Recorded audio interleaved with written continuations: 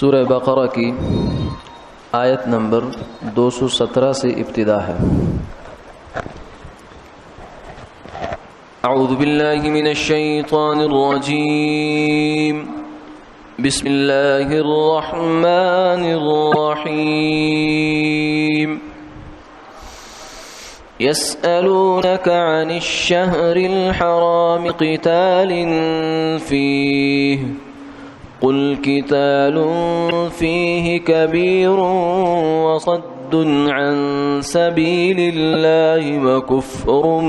به والمسجد الحرام وإخراج أهله منه أكبر عند الله والفتنة أكبر من القتل ولا يزالون يقاتلونكم حتى يردوكم عن دينكم إن استطاعوا ومن يرتد منكم عن دينه فيمت وهو كافر فأولئك حبطت أعمالهم في الدنيا والآخرة وأولئك أصحاب النار هم فيها خالدون۔ صدق اللہ العظیم۔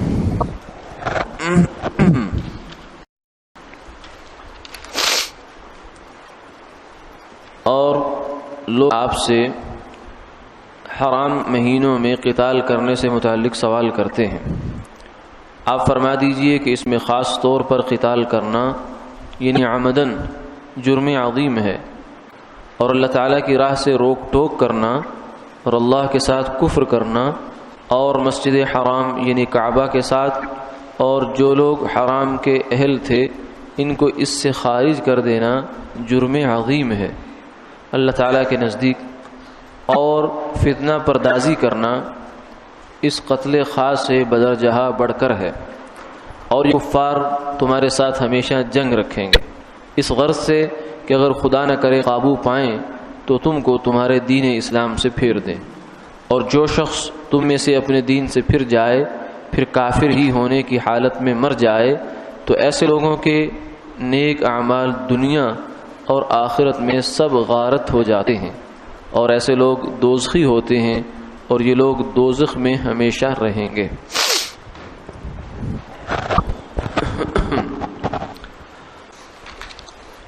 گزشتہ درس میں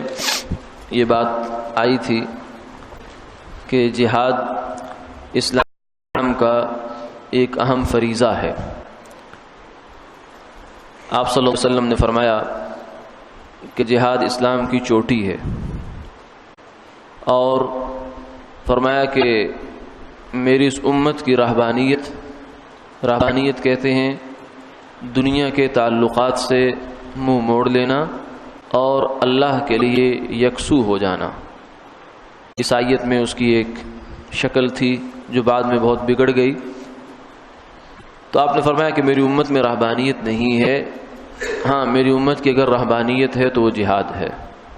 کیونکہ اس میں ایک آدمی اپنے تمام تعلقات کو اللہ کے حکم کے سامنے قربان کرتا ہے، حتیٰ کہ سب سے جو قیمتی چیز انسان جس کو سمجھتا ہے وہ اس کی جان ہے، جسے وہ راہ خدا میں پیش کر دیا کرتا ہے، اور اس کی بنیاد پر وہ شہید ہو جاتا ہے۔ تو اسی لیے فرمایا کہ شہید کو اللہ کے ہاں بہت بڑا رتبہ ہے۔ منعم علیہم لوگ جن پر اللہ کی جانب سے انعام ہے، ان میں تیسرا نمبر انبیاء، صدیقین اور شہداء کا ہے، اور شہید کے زمین پر خون کا قطرہ گرنے سے پہلے اللہ اس کے تمام گناہ معاف فرما دیتے۔ اس قدر رتبہ ہے۔ یہ کس لیے ہے؟ اس لیے کہ اللہ کی راہ میں اس نے اپنی جان پیش کی ہے، قیمتی چیز اس نے پیش کی ہے، جان اللہ کی راہ میں پیش کر دی، تو اس وجہ سے اللہ کے ہاں اس کا یہ رتبہ ہے۔ تو شہید اسے کہا جائے ہے جو راہ خدا میں قتال کرتے ہوئے مارا جائے، قتل ہو جائے، جان ہاتھ دھو بیٹھے، اسے شہید کہتے ہیں۔ اور جہاد یا قتال کیا ہے؟ آج کل بھی، اور بلکہ جب سے مسلمان اس دنیا کے عالمی منظر نامے سے ہٹے ہیں اور مغلوبیت کی زندگی گزار رہے ہیں سیاسی طور پر، اگرچہ 56 اسلامی ملک آزاد ملک شمار ہوتے ہیں، لیکن حقیقت حال یہ ہے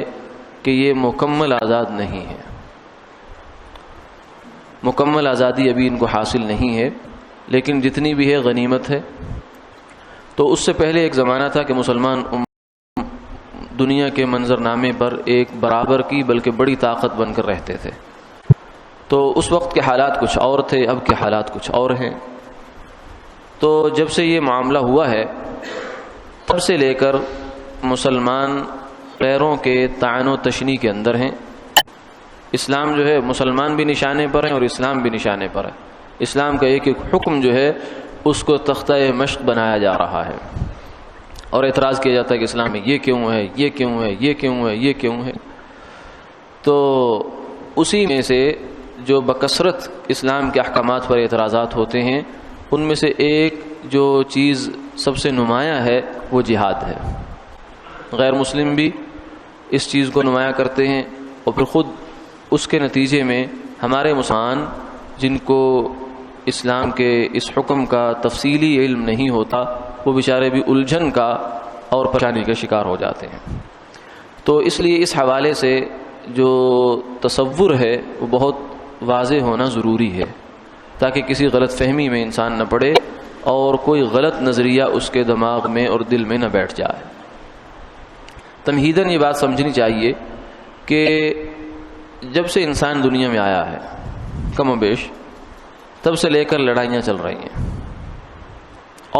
اور سابقہ ہسٹری دیکھی جائے اور موجودہ زمانہ دیکھا جائے تو امید نہیں ہے کہ انسان کبھی بھی لڑنے سے دستبردار ہوگا، اس لیے کہ اگر اس لڑنے کے اور آپس میں جنگ و قتال کے امکانات کم ہو سکتے تھے تو یہ زمانہ ایسا تھا جس میں ہو جانے چاہیے تھے، کیونکہ علم بہت پھیل گیا ہے، ترقی بہت ہو گئی ہے، اور انسان جو ہے بہت مہذب سمجھا جانے لگا ہے، تہذیب یافتہ اپنے آپ کو شمار کرنے لگا ہے، حتیٰ کہ انسان یہ دعویٰ رکھتا ہے کہ ہم لوگوں نے تہذیب کی آخری چوٹی سر کر لی ہے۔ یعنی تہذیب اور تمدن جتنا ترقی کر سکتا ہے یورپ اور مغرب کے لوگ دعویٰ کرتے ہیں کہ ہم نے کر لیا ہے، یعنی انسان جتنا اچھی سے اچھی زندگی گزار سکتا ہے وہ ہم نے دریافت کر لیا ہے۔ تو اس زمانے میں کم سے کم انسان کے لڑنے کی سلسلہ ختم ہونا چاہیے تھا، لیکن ہم دیکھ رہے ہیں، اپنی کھلی آنکھوں سے دیکھ رہے ہیں کہ ہر آنے والا سورج انسانیت کے لیے پہلے سے زیادہ خون ریزی لے کر آتا ہے، اور پہلے سے زیادہ بھیانک صورتحال ہے۔ تو اس لیے یہ تو ہو نہیں سکتا کہ انسان لڑنا ختم کر دے۔ اس بنیادی حقیقت کو شریعت نے بھی تسلیم کیا ہے، اور اس لیے جہاد کے تصور کو باقی رکھا ہے کہ یہ نہیں ہو سکتا کہ دنیا کا نظام اس صورت پر نہیں چل سکتا کہ آدمی بالکل اپنے ہاتھ باندھ کر بیٹھ جائے آرام سے اور کہے کہ میں تو کسی کو کچھ نہیں کہوں گا، اگر میرے ایک گال پہ کوئی تھپڑ مارے گا تو میں دوسرا گال آگے کروں گا۔ اس سے دنیا کا نظام نہیں چلتا، معاشرے کا نظام نہیں چلتا، ایک محلے کا نظام نہیں چلتا، اس کے لیے تو آہنی ہاتھوں سے بھی نمٹنا پڑتا ہے۔ تو شریعت نے جہاں اور احکامات دیے ہیں، خود قرآن پاک میں وَأَنزَلْنَا الْحَدِيدَ، قرآن پاک میں کہا کہ 4 کتابیں ہم نے نازل کی، وَأَنزَلْنَا الْحَدِيدَ فِيهِ بَأْسٌ شَدِيدٌ، اور ساتھ ہم نے لوہا بھی نازل کیا کہ جس میں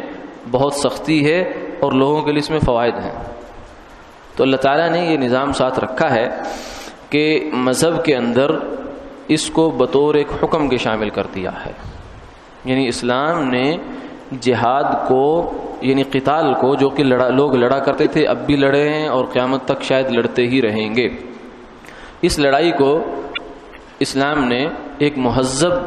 جو ہے قانون اور نظام کی شکل دی ہے۔ سب سے پہلی جو اس میں تبدیلی کی ہے وہ یہ کی ہے کہ جہاد کا مقصد واضح اور متعین ہونا چاہیے۔ کیوں لڑیں گے؟ محض کسی ملک اور زمین کے خطے کو حاصل کرنے کے لیے نہیں، یہ غلط جذبہ ہے۔ مال غنیمت حاصل کرنے کے لیے نہیں، لوگوں کو غلام اور باندی بنانے کے لیے نہیں، یہ غلط جذبہ ہے۔ بلکہ سب سے پہلی بات یہ ہے کہ حضور صلی اللہ علیہ وسلم نے فرمایا، صحابہ نے پوچھا یا رسول اللہ ایک بندہ اس لیے لڑتا ہے اس کا کیا حکم ہے؟ اس لیے مختلف جو جذبات اس زمانے میں عرب میں قتال کے پیچھے جو جذبے کار فرما ہوتے تھے وہ سب سامنے رکھ کر صحابہ نے سوال کیا، تو کون شہید ہے، کون راہ خدا میں لڑنے والا ہے؟ تو آپ نے فرمایا من قاتل لتکون کلمۃ اللہ ہی العلیٰ فہو فی سبیل اللہ، ان میں سے کوئی بھی قتال کرنے والا یہ راہ خدا کا قتال کرنے والا نہیں ہے سوائے اس شخص کے کہ جس کے لڑنے کے پیچھے صرف ایک جذبہ کار فرما ہو کہ اللہ کا دین سر بلند ہو جائے، اللہ کا دین سر بلند ہو جائے، یہ جس کا جذبہ ہے وہ مجاہد ہے، وہ جہاد ہے، وہ قتال فی سبیل اللہ ہے، اس کے علاوہ کوئی بھی ہے جذبہ اگر ٹھیک نہیں تو غلط ہے۔ تو اسی روح پھونکی گئی، ایک تو سب سے پہلی بات۔ دوسری پھر بات یہ ہے کہ لڑائی کے دوران ایک بہت بڑی طویل فہرست ہے احکامات کی اور ہدایات کی کہ جنگ قتال کے اندر، جہاد کے اندر اس چیز کا خیال رکھنا ہے، بچوں کو نہیں مارنا، بوڑھوں کو نہیں مارنا، جو لوگ ہتھیار پھینک دیں ان کو نہیں مارنا، عورتوں کو نہیں مارنا، اور مختلف قسم کے آبادیوں کو نہیں جلانا، بلا وجہ کا جو ہے وہ خون ریزی نہیں کرنی، جانوروں کو نہیں مارنا، یعنی اس چیز کو بہت حد تک جو ہے ایک قتال کو جتنا بھی جو ہے اس کو خالص کیا جا سکتا تھا، ریفائن کیا جا سکتا تھا، شریعت نے اس کو کیا ہے۔ یہ جہاد ہے اور اس کو رکھا ہے۔ کیوں؟ اس لیے کہ اگر آپ یہ کہیں کہ شریعت کے اندر سے قتال کا حکم نکال دیا جائے تو اس کے بعد نتیجہ یہ نکلے گا کہ آپ کے پاس جو ہے کوئی بھی اپنی قوت اپنے آپ کو بچانے کی، بقا کی بھی باقی نہیں رہے گی۔ یہی وجہ ہے کہ دیکھ لیجئے عیسائیت میں عیسیٰ علیہ السلام نے جو یہ قول دیا تھا کہ جو تمہارے گال پر ایک تھپڑ مارے تم دوسرا گال آگے کر دو، لیکن عیسائیت اس پر خود قائم نہیں رہ سکی، کیونکہ کوئی بھی قوم، کوئی بھی مذہب اس اصول پر نہیں چل سکتا۔ آپ انفرادی زندگی میں تو یہ رویہ اپنا سکتے ہیں، مگر اجتماعی نظام کو قائم رکھنے کے لیے اور اس کو چلانے کے لیے یہ رویہ نہیں چلتا۔ اگر یہ رویہ چلتا ہے تو پھر جیلیں ختم کر دینی چاہیے، پولیس کا محکمہ ختم کر دینا چاہیے، ہر ملک کو فوج ختم کر دینی چاہیے، سارے اسلحے جو ہے جلا کر بھسم کر دینے چاہیے، چلا لیں پھر نظام۔ سیدھی سی بات ہے کہ نہیں چل سکتا۔ تو اس لیے جہاد مذہب کا لازمی حصہ ہے، اس کا کوئی انکار کرتا ہے تو یہ مذہب کے بہت بڑے حصے کا انکار کرتا ہے۔ تو لیکن اس کی پھر آگے قسمیں ہیں، تفصیل ہے کچھ اس کے اندر۔ جہاد کی بنیادی طور سے بھی سمجھی کہ 3 قسمیں ہو سکتی ہیں۔ ایک قسم سب سے پہلی جیسے میں نے عرض کیا وہ اس لیے ہوتی ہے کہ راہ خدا میں اللہ کے دین کی سر بلندی کے لیے قتال کرنا، اور اس کے لیے یہ ذہن میں رکھیے کہ اللہ تعالیٰ نے حضور صلی اللہ علیہ وسلم کو آخری نبی بنا کر بھیجا ہے، اور آپ کی نبوت کا زمانہ قیامت تک ہے، اور آپ کی نبوت کا جو دائرہ اور مقام اور مکان ہے وہ پوری زمین ہے، روئے زمین ہے۔ اور آپ صلی اللہ علیہ وسلم نے خود جو ہے وہ نبوت کا کام اور دعوت کا کام وہ تو مکہ میں کیا، مدینہ منورہ میں کیا، اور آپ آخری نبی ہیں، اور آپ نے فرمایا کہ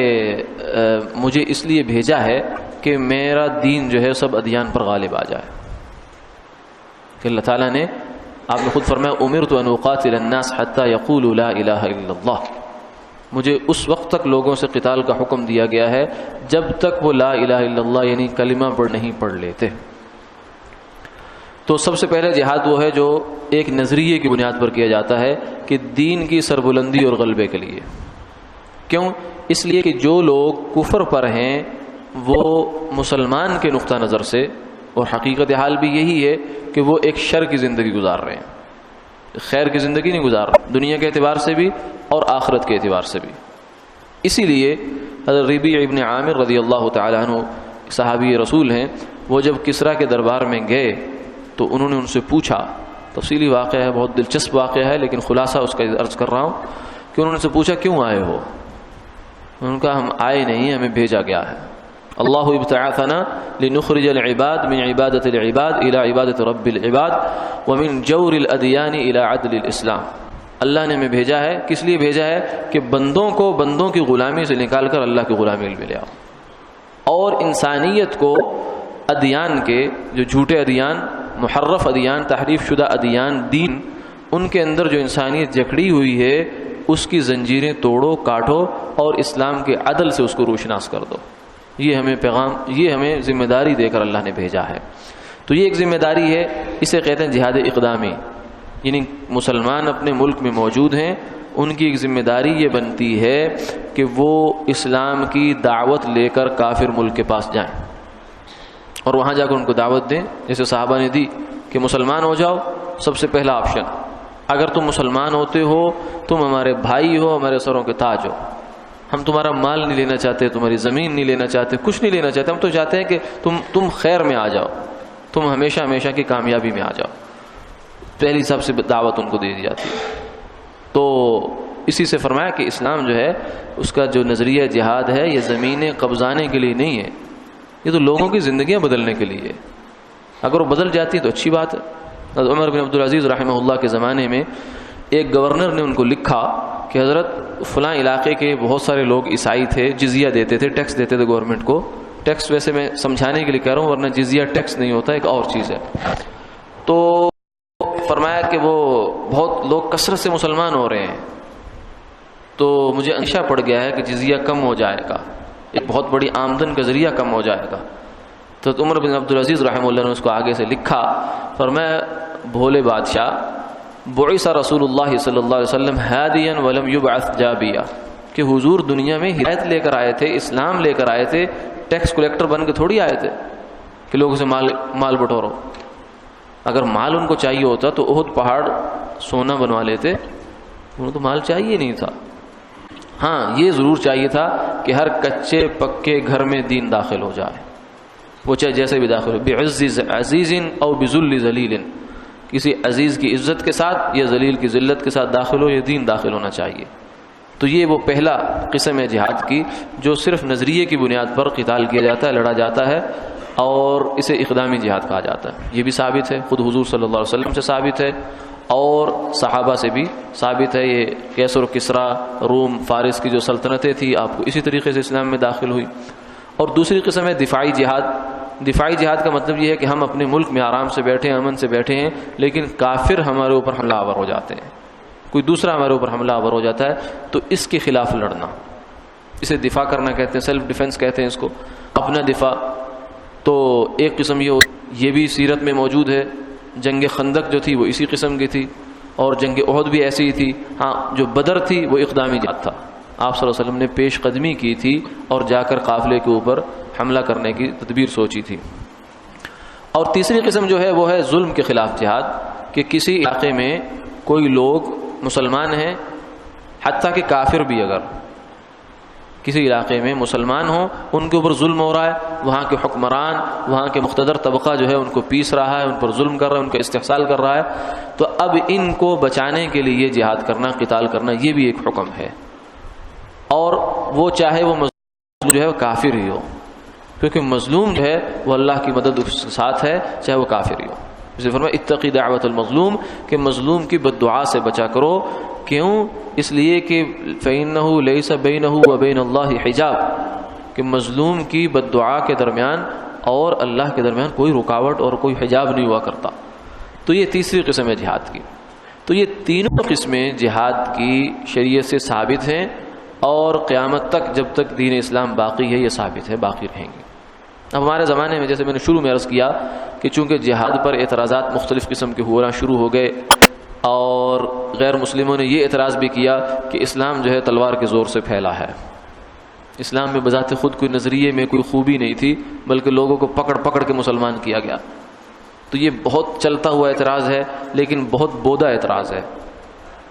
ہمارے حضرات میں سے ایک نے اس کا جواب یہ دیا، انہوں نے کہا ٹھیک ہے بھائی، اسلام تلوار کے زور سے پھیلا ہے، مان لیا، لیکن وہ تلوار جس ہاتھ میں تھی وہ ہاتھ کس زور سے مسلمان ہوا تھا؟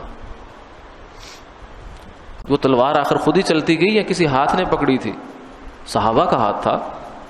وہ ہاتھ کس زور پہ مسلمان ہوا ہے؟ یعنی جو پہلے مسلمان ہوئے ہیں وہ کس زور پہ مسلمان ہوئے ہیں؟ تو اس لیے یہ خواہ مخواہ کا ایک پروپیگنڈا ہے کہ اسلام تلوار کے زور پہ پھیلا، ایسا قطعاً نہیں ہوا۔ اگر ایسا ہوتا تو آج ہندوستان میں ایک بھی غیر مسلم نہ ہوتا، پورے بر صغیر میں پاکستان میں ایک بھی غیر مسلم نہ ہوتا، سب کو پکڑ پکڑ کے مسلمان کر دیا جاتا۔ لیکن ایسا قطعاً کبھی بھی کہیں نہیں ہوا۔ ہاں البتہ ان کا جہاں زور چلا ہے وہاں انہوں نے کیا ہے۔ اسپین میں آج آپ کو ایک مسلمان ہی نظر آئے گا، حالانکہ پورا علاقہ مسلمانوں کا علاقہ ہوا کرتا تھا، اور ایک مسجد نہیں نظر آئے گی۔ اب کہیں بہت مشکل سے جا کے 600 سال بعد وہاں ایک مسجد کی اجازت کچھ ملی ہے ان کو، یہ عیسائیوں نے کیا تھا اس وقت۔ تو مسلمانوں نے کبھی کسی غیر مسلم کو اس کے سر پہ تلوار رکھ کے مسلمان نہیں کیا۔ قرآن خواب خود کہتا ہے لا اکراہ فی الدین، دین میں زبردستی نہیں ہے۔ ہاں یہ ضرور ہے کہ ان کو رکاوٹیں ختم کرو، ان کو اسلام کا مشاہدہ اور مطالعہ کرنے دو۔ یہ جو اوپر مقتدر طاقتیں اپنی شان و شوکت کے ساتھ لوگوں کو دبا لیتی ہیں اور حقائق ان کے سامنے جانے نہیں دیتی،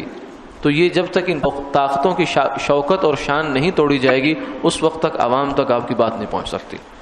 تو جہاد جو ہوتا ہے یہ کفر کی شوکت کو اور اس طاقت کو توڑنے کے لیے ہوتا ہے، یہ لوگوں کو زبردستی مسلمان کرنے کے لیے نہیں ہوتا۔ تو جب سے یہ پراپیگنڈا اور اعتراض شروع ہوا تو بعض لوگوں نے بیچاروں نے مرعوب ہو کر، اصل میں جب آدمی سیاسی طور سے مغلوب ہو جاتا ہے تو پھر اس کی ہر خوبی بھی برائی بن جاتی ہے۔ جیسے کہتے ہیں نا کھاتا پیتا بندہ ہو تو اس کی ہر عیب بھی خوبی بن جایا کرتی ہے، اور بیچارے غریب کا جو خوبی ہے وہ بھی عیب بن جایا کرتی ہے۔ تو مسلمان بیچارے جب سے 150 سال 200 سال سے غریب ہو گئے، دنیا میں ذرا مظلوم ہو گئے، مجبور ہو گئے، تب سے ان کے اوپر ہر کوئی چڑھ دوڑ رہا ہے۔ تو اسی میں یہ اعتراض بھی ہے کہ تم نے پہلے جو ہے تمہارے مذہب میں یہ بھی ہے، یہ خرابی ہے، یہ خرابی ہے، یہ خرابی، اس میں جہاد بھی ہے۔ تو ہمارے کچھ نادان دوستوں نے، کچھ نادان مسلمانوں نے یہ کہنا شروع کر دیا کہ نہیں نہیں نہیں، ہمارے ہاں تو کوئی ایسا ویسا چکر نہیں ہے، ہمارے ہاں تو کوئی ایسا ویسا نہیں ہے، یعنی اپنے آپ مذہب سے ہی اس کو گویا کہ خارج کر دیا، یہ تمہارے ہے ہی نہیں۔ اسی میں سے کچھ لوگوں نے انکار کر دیا کہ جی اسلام تو سیلف ڈیفینس کرتا ہے، بس کوئی آپ پر حملہ آور ہو جائے تو آپ اس کا دفاع کر سکتے ہیں، یا کوئی مظلوم کہیں ہو تو آپ اس کی مداد رسی کے لیے جا سکتے ہیں، لیکن نظریے کی بنیاد پر، محض اس بنیاد پر کہ لوگ مسلمان ہوں اور اسلام کے عدل سے فائدہ اٹھائیں، وہ جہاد جو قیصر و کسریٰ کے خلاف ہوا تھا اس کے خلاف نہیں، وہ اسلام کا حکم نہیں ہے۔ ہمارے بہت معروف آدمی ہیں، جو ہے وہ مشہور آدمی ہیں اس وقت پاکستان میں بھی اور ادھر ادھر بھی، جناب جاوید احمد غامدی صاحب، وہ اس نظریے بہت بڑے دعوے دار ہیں۔ وہ کہتے ہیں کہ اسلام میں اقدامی جہاد ہے ہی نہیں، چھٹی ہو گئی۔ ان سے جب پوچھا جاتا ہے کہ حضور نے کیا ہے، صحابہ نے کیا، کہتے ہیں وہ ان کے زمانے کے ساتھ خاص تھا، اس زمانے کے لیے حکم نہیں ہے۔ یعنی ہم تو آج تک یہ سنتے آئے ہیں کہ شریعت جو ہے وہ قیامت تک کے لیے ہے، لیکن وہ فرماتے ہیں نہیں، ایکسپائری ڈیٹ بھی ہے اس کی، اور اس کی ایکسپائری ڈیٹ ایسی ہے جو 1200 سال پہلے گزر گئی ہے، اس کے بعد کسی مفسر کو، محدث کو، فقیہ کو، شارع کو پتہ ہی نہیں چلا،